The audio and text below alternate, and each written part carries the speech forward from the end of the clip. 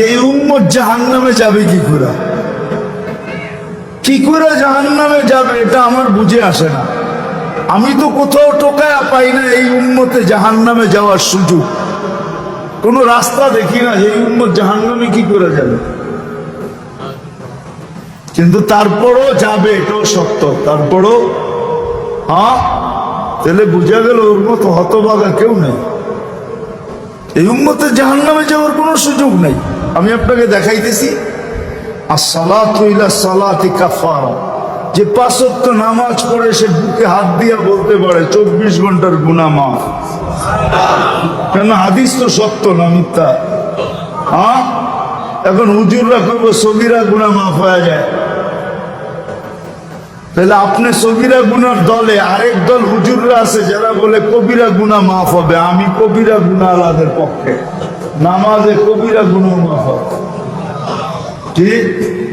নামাজে মাফ হয় না? হয় না?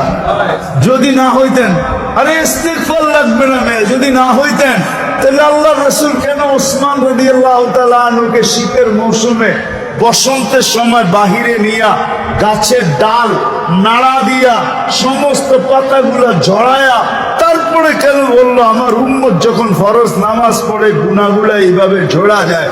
ওইখানে কি বলছে নাকি বড় পাতা ছোট পাতা? ওইখানে তো পাতা একটাও ছিল না, ঠিক না? আল্লাহর রাসূল বুঝেছে কোনো গুনাহই থাকবে না, নামাজ নিজেই ইস্তেগফার।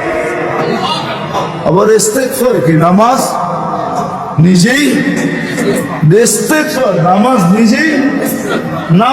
নিজেই জিকির আছে কি? নামাজের চেয়ে বড়? আকিমিস সালাতা লিযিকরি, নামাজের চেয়ে বড় জিকির আবার কি?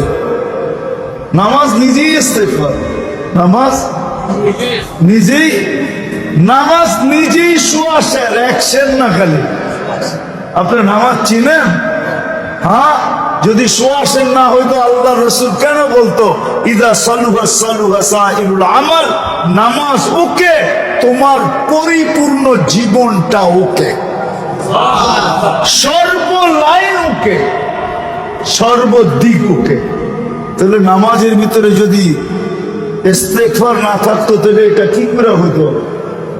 সমস্ত বন্দেগীকে গ্রহণযোগ্যতা পাওয়ার জন্য নামাজকে গ্রহণযোগ্যতামূলক বানাইতে হবে। নামাজ ওকে, সব ওকে।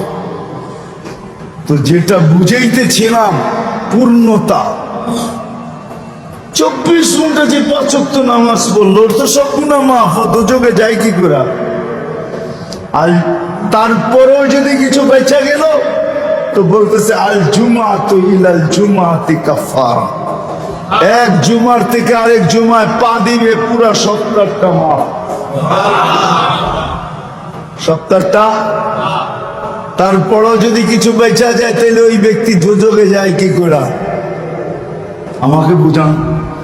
তারপরেও যদি কিছু বেঁচে গেল তাহলে একটু আগে তো বললাম ওই যে রানা উটের থেকে বাঁচায় দিয়েন, ঠিক না? রমজানে পা দিতে দেরি, রমাদান ইলা রমাদান কাফারা, রমজান থেকে রমজানে পা দিতে দেরি, পুরা বছরের গুনাহ মাফ হইতে দেরি, মাফ হইতে দেরি হয়। কেন? মৌসুমে চলে আসছে,